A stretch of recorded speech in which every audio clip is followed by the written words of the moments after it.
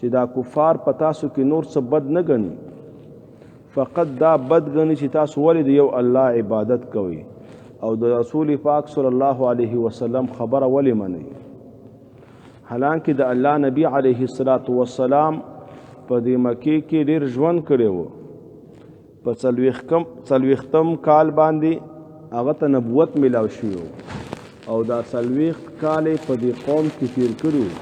دې قوم به ورته صدیق او امین ویلي او پر رسول پاک صلی الله علیه وسلم به ډېر اعتماد کاو او چې رسول پاک صلی الله علیه وسلم به کوم خبره وکړه یا به کوم امر وکړه، دوی به ډېر زیات په غور سره او ډېر په مینه محبت سره هغه مانه او د هغې نه به مخ نه اړاوه.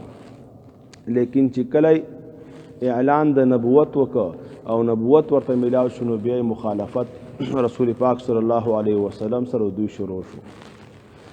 نو مقصد د کفارو دا دی چې تاسو د دغه نبی د ملګرتیا نه راواپس کی. مقصد د کفارو دا دی چې د دین نه تاسو راواپس شئ. په هغې کې رب العالمین زجرن وویلي ومن یرتد منکم عن دینه، چا چې ارتداد وکړ، څوک چې واپس شو د خپل دین نه او فیمت وهو کافر، دا مړ شو او دقه د کفر په حالت کې و، نو د ټول اعمال ضایع کیږي.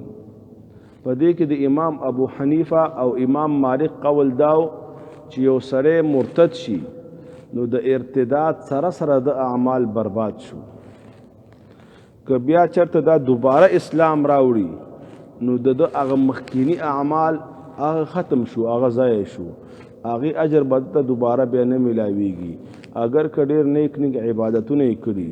د دغې وجې نه دا دوه فقها او ائمه فرمایي چې د باندې لازم دی دوباره حج کول هم، که مخکې حج کړی و نو هغه حج برباد شو، ځکه رب العالمین وفرمایل حبطت اعمالهم.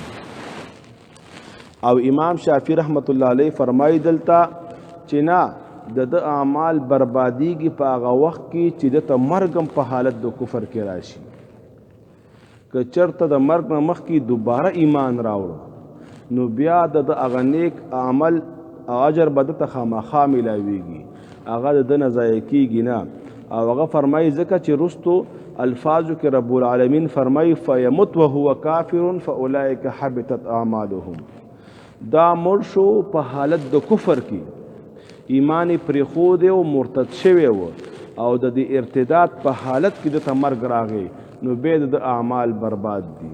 امام سے فرمایي چې دا فیمت وهو کافر دا شرط د خلود د جهنم د پاره، او دا د هغه رستنی جملې سره لګي چې اولئک اصحاب النار هم فیها خالدون، چې په حالت د کفر کې مړ شو نو دوی به همیشه همیشه په اور کې وي.